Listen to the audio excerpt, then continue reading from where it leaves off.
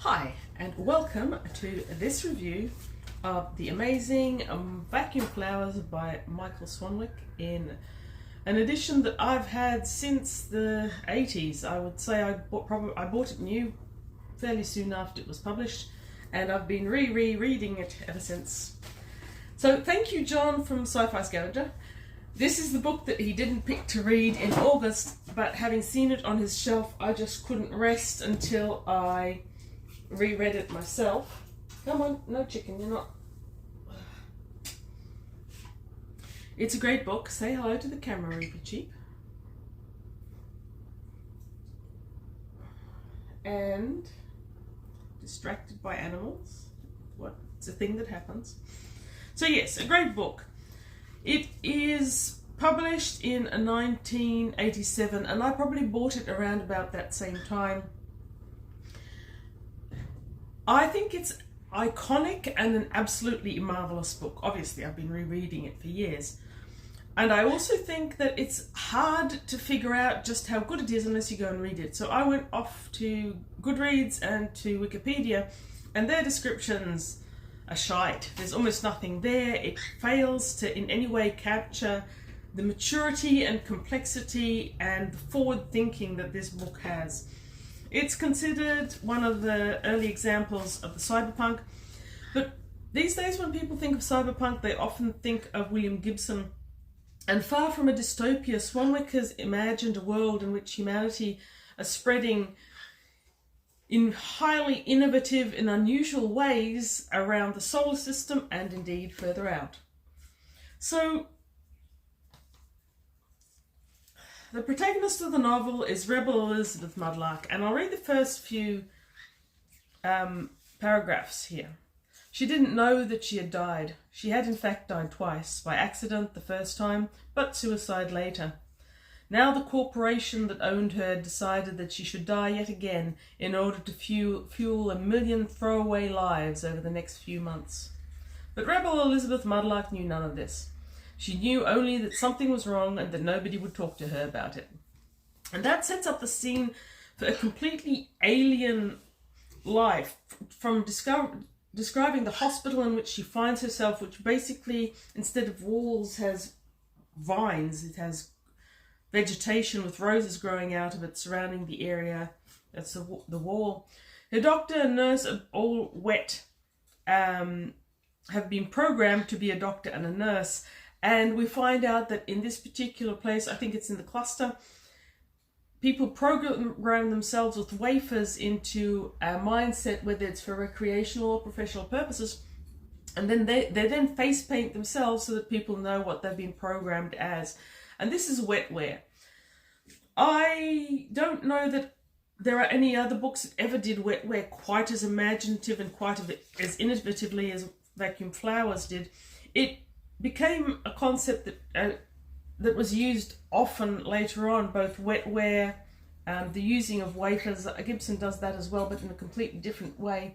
But the whole being able to re-image and restructure a person's personality, that's a whole thing that became part of science fiction and cyberpunk. I think what I found exciting was that I'd never read anything that did anything similar or like it or anywhere near as complex before, and I'm not sure that I've ever found another book that did it as well or as complex. For me, this book really has it all. It's got everything. It's got great innovative plot, and like I said, I've never read anything quite like the plot. The plot isn't always as centralized. People who concentrate on plot-driven books, I think there's got a lot of plot, but the narrative meanders, so not every second is dedicated to moving that plot forward. And in fact, you've got several different plots that interact. So that's a thing that I personally like. I don't see how you wouldn't like it, but maybe someone. Another thing this book has got, it's got fascinating, layered, and yet believable main characters.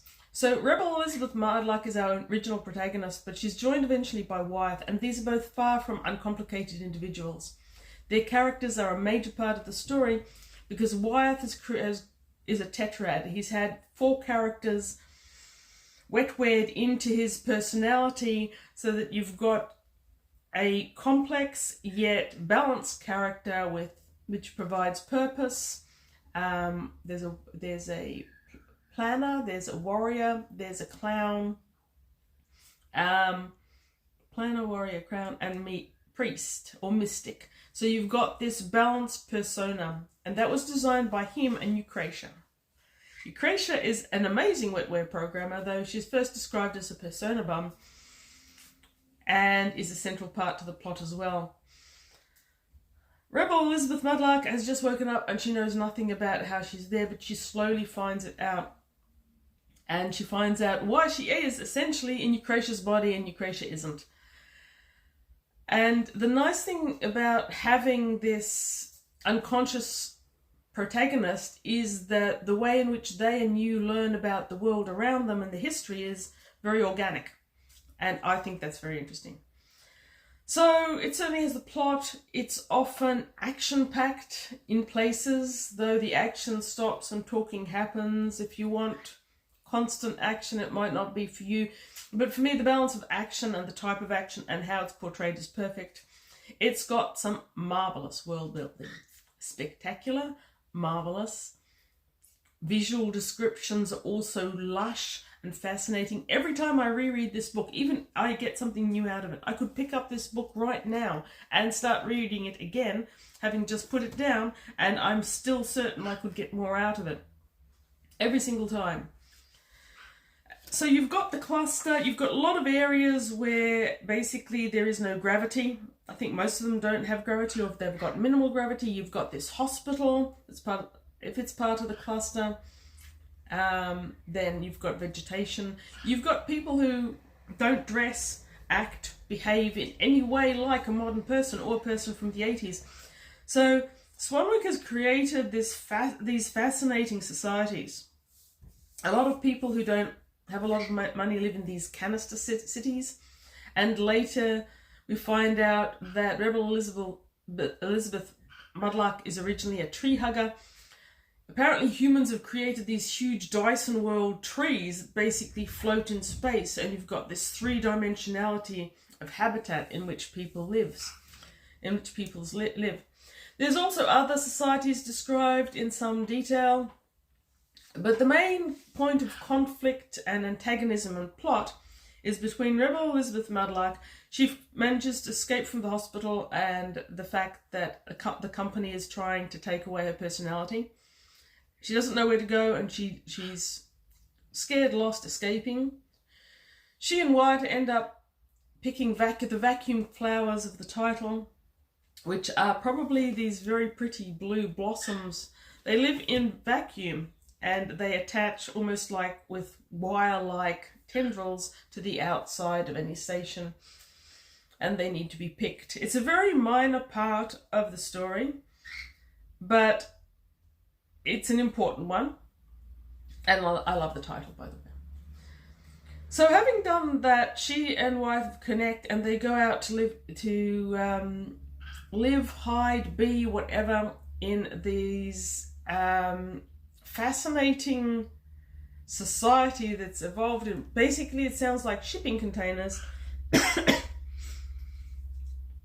Again, you've got this whole new society, and it's completely nuanced. And Swanwick doesn't break the plot down to start to tell you about the society. You find out about the society, and you find out about the things in it while reading through the experience, which I've got to say, I think is amazing, an amazing way to do it. Okay, Rebel and Wyatt met up. That's one protagonist. The other is Earth. Earth is a comprise. And we find out toward the end how that happened, and I won't spoiler it, but basically all of our Earth is essentially one organism. Humans are its resource, and there's hundreds of them, but not a single one of them is individualized. They are all basically this hive mind, much like one would imagine it would feel like inside a termite or an ant mind, one mind covering all of it. And Wyatt believes that Earth is the single most dangerous thing to the human race. We start out not knowing too much about it, except they have Earth. They've got incredibly advanced physics, and they build these rings that will enable places to travel great distances. But you have to make a contract with Earth, and Wyatt is working at one stage as security for a traveling project.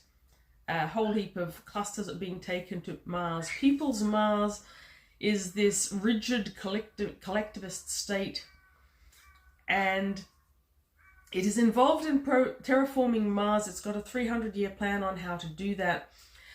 And it's interesting in that Earth, no one has a personality, yet all of Mars, or People's Mars, all the citizens have basically had their personality eroded through programming. This is the wetware programming with wafers.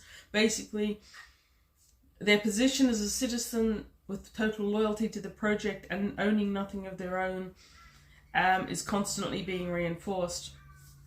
We later learned that Eucrasia's mother had been from People's Mars, but being sent elsewhere to conduct business, she was away for too long and her programming broke down, and as soon as she realized that she was free of it, she fled, which isn't a great it just isn't greatly appealing the way it's described. So the clusters, it was a cluster that she wakes up on. They are frontier-type capitalist politics, according to some people. You've got advanced biotech, neuroengineering, and a whole heap of other things. And as I mentioned, they're mostly non-gravity based. It's a fascinating ride exploring the consequences of the technology in the society. And there's so much to this book that can be said. And I guess I'm just going to say that it's one of the most mature and fascinating books of cyberpunk that I've ever read. It doesn't take any of the small side tracks that can happen in cyberpunk. When an author gets so fascinated by a theory that he's evolved, you go down this rabbit hole of the theory and the plot is left behind. I feel that in Vacuum Flowers, all the things that he's invented are really well integrated into the overall plot. Another thing that Vacuum Flowers does better than many other books I've read, shall I say, is side characters. The side characters in this book often have more character development and more story arc and more personal growth than the main characters in a lot of modern books that are coming out. Instead of just a stereotype, every single one of these side characters seems to have this huge personality. For example, page 162, I'll mention Gretchen. Gretchen is this random character who appears in, I think, 4 or 5 times tops. So Rebel and Wyatt are moving this huge canister from the cluster to People's Mars. Mars have bought it, they're moving it. They've got Earth Comprise on board in order to build the structure to move it through. Wyatt is there as security against the Comprise, which will then try and sabotage things. They do. But Wyatt has got his own little tactics, and he manages to separate one child from the Comprise, which is incredibly traumatic because he's an individual who has never been an individual. He's never had his own thoughts. He doesn't know how to be a human, how to think, how to be an individual. Having separated them over, Rebel Elizabeth Lovelock is using Eucrasia's skills to rebuild his psyche, and the way that's described is fascinating. It comes into the story a few times, as fascinating each time. And then, after attack by Earth, she and the boy escape to the orchid. Apparently, this huge organic orchid structure has just started growing, and I can't be sure if it's inside the canister or outside the canister, or if we've got canisters around and it's all this huge micro-orbit. I don't even know. It's so fascinating enough that I don't really care. So Rebel and a bodyguard who's been programmed samurai to take care of her and the boy end up in this orchid. It's described kind of like you go into a jungle and you follow little trails which have been marked with cloths hanging there up, or ribbons or whatever. And they come across a little village. It's described as being similar to the sort of villages that the canisters had, only prettier because it's more, it's inside a plant basically. And there the boy takes up with an old man who's teaching him to paint with ink and a brush.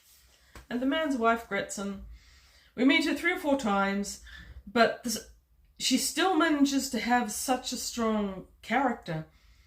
And on page 162, like I said, there's this single phrase of "pass for human, huh?" And we get such a level of dry irony and humour. Rebel doesn't pick up on it, but we, the readers, do.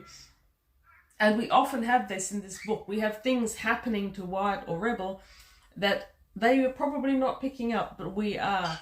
That makes it very rich for us.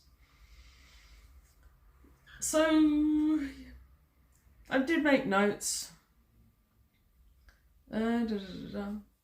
Okay, another thing about Rebel Mudlark's character. I mentioned Wyatt has got a 4-point character, I think. One thing about Rebel's character that is particularly interesting is that you have this constant interaction between her. She's the mind, she's holding on tenaciously, but she's in Eucratia's body, and Eucratia's memories come up. That's how Rebel can wetware program. But the balance of the two of it becomes really, really complex. And that central character and its complexity and its balance, and Rebel and Wyatt's fears of small things. So the Rebel that we know is fearful of being wet programmed in any way early on because she feels that she'll lose the integrity of her own personality. Later on, they're sure that if she goes into cold storage during... Cold storage, it's not called cold storage, it's called something else, but like that. Okay, cold storage during travel, they feel that that's going to reset her personality back to Eucratia. So there's this constant internal conflict and dialogue as well as the overall plot, which was great. Both of them were great. I don't think I'm going to say anything more about the plot. Nowhere Online does. I think if anything at all that I've said sounds slightly intriguing, if you're into the early cyberpunk, if you like writing Swanwick, any of those things, you should just read this book. It won't be fast. It took me several days. I'm a fast reader.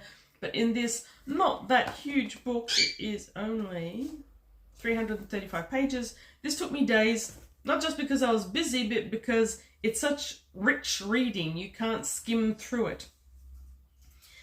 So having just finished it, one of the things that I picked up on this reading that I never did before is that when the Earth Comprise finally explains how it came into being, this is another version of the World Wide Web becoming sentient, and you've also got a small element of Terminator, what would happen if Skynet took control. So if you're into those sort of things as well, I think you'll find the ending very satisfying. That is the ending of the incursion onto Earth. And another small thing about that too is that Rebel has grown up on the trees, Eucratia has grown up in the cluster. When they go planet side for the first time, they're constantly confused by gravity because they've never really had Earth gravity. They find the ocean distressing because there's so much water in it. And a sea breeze upsets them because they're having lived in space for so long. Breeze basically means that there might be a breach. So you've got all these tiny subtleties throughout. Anyway, Vacuum Flowers, Michael Swanwick, marvellous book. I can't read it often enough. I probably read it just a couple of years ago. Very glad to reread. Never ever boring and always something new from it. Thank you for watching this review. It was a bit meandering, but yes, I read a good book. You should go and read a good book too. And if it happens to be Vacuum Flowers, tell me what you think of it, because wow, it's a wow of a book. Have a great day, read good books.